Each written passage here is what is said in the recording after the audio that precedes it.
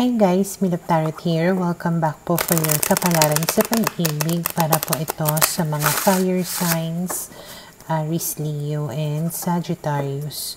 Maglalagay na lang po ako ng timestamp sa my description box para po mapuntahan ninyo ang inyong zodiac signs. Pero syempre, this is a general reading kaya hindi po lahat ay makaka-relate.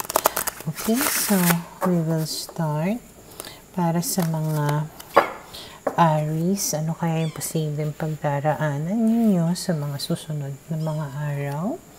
We have here the Sun, the Nine of Coins. Mukhang masaya naman kayo. Magiging masaya kayo sa mga susunod na mga araw. Parang may acceptance na lalong-lalo na doon sa mga single ngayon or kaka-break up pa lang or ayun nga naiwanan. So mukhang mas mai-enjoy ninyo yung sarili ninyo sa mga susunod na mga araw bilang single. Parang may contentment. Okay? Yung tipong na-afford mo yung mga bagay-bagay, na-enjoy mo yung sarili mo, nakakagala ka, ganyan. Mukhang stable yung finances mo, ganun. And mukhang wala ka na dito masyadong pake sa mga bagay-bagay. Parang medyo unemotional ka dito na parang stronger yung dating mo na hindi ka na nababother sa mga negativities, ganun. Okay, yung talagang pinaninindigan mo yung self mo dito, pinaglalaban mo yung sarili mo. And you are, parang, you keep on pushing forward. Okay? Kaya parang, mas makakaramdam ka ng happiness sa susunod na mga araw. Okay? And then you have here the Three of Swords, the Two of Wands, the Temperance, and the Eight of Swords. Okay? So parang, ang dating dito is, you are really thinking about your future. Na parang, alam mo, in the future, there is someone na meant for you, or may darating sa'yo, may babalik sa'yo, ganyan. Pero for now, parang minamabuti mo to go on with your life, kasi ayaw mo, kumbaga, na ma-stuck doon sa situation. Talagang, you are fighting here to get out of depression, to get out of your situation na hindi maganda. Okay? Lalong-lalo na kung halimbawang nagkaroon ng third party sa relationship mo before. Parang sinasabi mo sa self mo na hindi ko to deserve. Nararapat lang na alisin ko siya sa buhay ko or lumayo ako sa kanya, ganyan.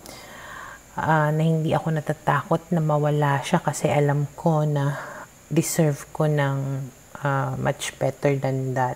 Okay? Na tipong talagang you're confident here na in the future there's going to be someone for you na talagang karapat-dapat para sa'yo. Okay?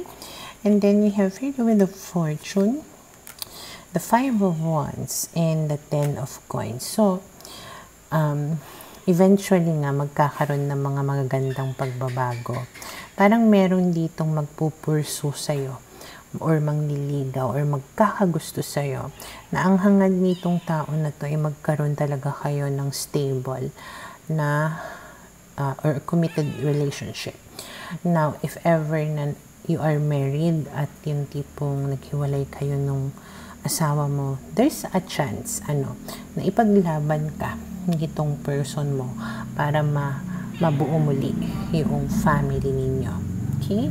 And then we have here the Two of Cups and the Ten of Swords. So yes, there's going to be somebody here na parang kabiyak ng puso mo, na pareho kayo ng nararamdaman. And parang Ten of Swords, it's going to be the end of all your sufferings. Parang yung mga problema mo matatapos because of this union between you and whoever this person is. And ayun nga, kung halimbawang asawa mo to, kumbaga mariresolusyonan ninyo lahat ng mga naging problema ninyong dalawa. Okay? And then we have here the 9 of Wands. But for now, parang ang focus mo is to protect yourself or your self-interest. Okay? So for now, ito yung nakikita ko na posibleng mangyari sa mga Aries.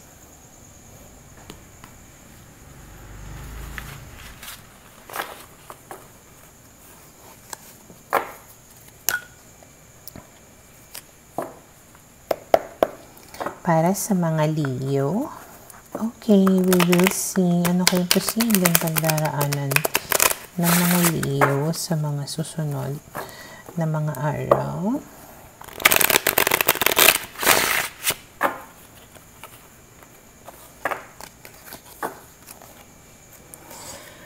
Okay, so we have here the 4 of Cups, the 10 of Wands, the King of Coins, and we have here the Justice card. So, merong isang tao dito na maaaring mamiss ka, maisip ka, okay? And parang gusto niya na itama yung mga pagkakamali niya. Parang ang daming problema na ibinigay sa'yo nitong tao na ito. And parang gusto niya nga na mag-reach out sa'yo, na tipong to give justice, kumbaga, for all the things na ginawa niya na mali sa iyo. Okay? So, alam niya na na-disappoint ka sa kanya. Alam niya na sobrang naging burden siya sa'yo, or may mga ginawa siya ng mga bagay na hindi maganda na talagang na inako mo, ganun. And parang gusto nga niya manumbalik para itama yung pagkakamali niya or umamin sa'yo kung ano yung mga nagawa niya ng mga pagkakamali. Okay? So, expect a message from this person, especially if you are dealing with the water sign, Cancer, Scorpio, Pisces. Okay? So, mag-reach out yan sa'yo, and parang sasabihin niya na, I want to be serious with you, to commit to you, or parang gampanan ko talaga yung mga responsibilities ko, itaguyod kita, or panindigan kita, ganyan. And then we have here the Hermit, kasi sabihin niya na-realize niya na yung pagkakamali niya, na tauhan na siya, ganon. And then we have here the Star. So, dahil dyan, parang a wish come true. Kung minamanifest mo tong tao na to come back to you, so mag-grant na yung wish mo na ito. Kung halimbawa naman na parang hindi, pwedeng ang sinasabi lang dito, mabubuhayan ka ng loob. Parang mapupuno ka ng hope na parang, meron pa talaga, pwede pa siguro talaga na itama lahat ng mga pagkakamali na nangyari sa relationship naming dalawa. Okay? And then we have the Chariot. So, talagang kikilos itong tao na to para maisaayos ang lahat-lahat. And then we have here the Ace of Coins. So, there's a chance nga na magkabalikan kayo, and this time mukhang mas seryoso talaga, mas committed kayo sa isa't isa. Okay, parang nag-level up yung relationship ninyong dalawa. And then we have here the Page of Swords, na tipong I think mas magiging open yung communication ninyo with each other, mas magiging honest kayo sa isa't isa. And then we have here the 8 of Cups and the 3 of Coins. So, kumbaga, yung mga bagay na na-disappoint ka sa tao na ito before, you will both try to fix it. Okay? Parang makikipag-cooperate siya sa'yo para maisaayos yon. Kasi talagang hindi ka na natuwa sa kanya, hindi ka na kontento, or pwedeng kung halimbawa siya yung hindi na kontento sa'yo, kaya siya lumayo, pwedeng sasabihin niya yun sa'yo para magawan ninyo ng paraan, kumbaga. Okay? And then we have here the High Priestess. So, ang nakikita ko rin is mas magiging wais ka when dealing with this person. Okay? Hindi ka na magiging masyadong emotional. Hindi mo papairalin ang iyong damdamin at talagang mas magiging wiser ka. Okay? So, for now, ito yung nakikita ko na posibleng mangyari sa mga Leo.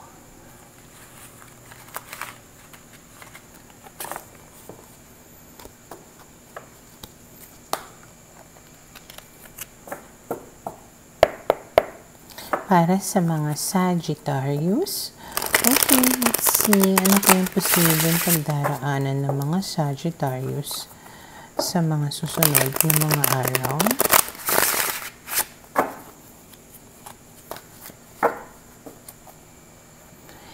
Okay, so we have here the Page of Swords, the Three of Coins, the Three of Wands, the King of Cups. Okay, so itong dalawang card na to, lumabas to kanina kay Leo. So if you are also dealing with a Leo, panoorin nyo po yun. Okay? So, base sa mga barahan na ito, merong mag-reach out sa inyo, makikipag-ayos. And gusto niya na i-take yung relationship ninyo into the next level. Kasi pwedeng mahal na mahal ka nitong tao na ito. So, kung halimbawa na dati, friends lang kayo, pwedeng mag-level up. Kung MU lang kayo, pwedeng mag-level up. Or kung mag-boyfriend, girlfriend kayo noon, pwedeng i-level up yun at magkatuluyan kayo. Kung mag-asawa kayo, di pwedeng siguro mas committed kayo sa isa't isa. Basta anything that will take your relationship higher or farther. Okay? So, asahan mo na mag-reach out sa'yo itong tao na to. Some of you, it can be an air sign. Okay? Yung iba sa inyo, pwedeng Leo. So, ayun, mag-reach out siya sa'yo at makikipag-ayos. And I think, willing ka rin naman na makipag-ayos sa kanya. Okay? And then, we have the Five of Cups. So, nagsisisi itong tao na ito sa kung ano yung ginawa niya sa'yo in the past. And mukhang punong-puno pa rin naman siya ng passion for you and love. Passion and love. And talagang, sobrang gustong-gusto niya na maayos kayong dalawa. And then we have the Ace of Wands, and because of that, ayun nga, pwede kayong magkabalikan, magkaroon ng new beginning. And then we have here the Knight of Cups, and mukhang this time, mas magiging siya, showy, sa gawa, makikita mo sa gawa yung pagmamahal niya sa'yo. Okay? Kung dati hindi siya masyadong gumagawa ng mga ways na maiparamdam sa'yo yung pagmamahal niya, this time, makikita mo talaga yung effort niya. Okay? And then we have here the Two of Coins, the Fool, and the Eight of Coins. So, ang nakikita ko rito, parang as a way to fix yung relationship ninyo, parang sasabihin ninyo yung mga pros, parang sasabihin ninyo yung mga tama, mali, ganun, yung mga magaganda at hindi, ganun, parang titimbangin ninyo yung mga bagay-bagay, parang bibigyan nyo ng priority or magpa-prioritize kayo kung alin sa mga yon yung dapat ninyo na pagtuunan ng pansin or improve or baguhin, parang ganyan. Okay? And then with the Fool here, parang mas magiging carefree, stress-free yung relationship ninyo na dalawa. And with the Eight of Coins, ibig sabihin talaga gagawa kayo ng effort para ma-improve yung relationship ninyo. Okay? And then we have here the Devil and the Six of Cups. So, this person is definitely from the past, okay? Na talagang napaka-strong din ng bond ninyong dalawa. So, hindi talaga siya ganon kadali na bitawan. Okay? So, talagang gustong-gusto niya rin na makipag-ayos sa'yo kasi hindi ka rin niya maalis sa isipan niya. Okay, or hindi ka niya basta-basta kaya na i-let go. Maaaring nagkamali lang siya in the past, maaaring nawala lang siya ng landas in the past. But somehow, there is still this connection, strong connection between the two of you, kaya siya pabalik-balik sa iyo. Or kaya siya magbabalik sa iyo. Okay, and then we have here the Death card. Fortunately, sa kanyang pagbabalik, ibig sabihin, magkakaroon talaga ng mga pagbabago or transformation. Okay? So, for now, ito yung nakikita ko na posibleng mangyari sa mga Sagittarius.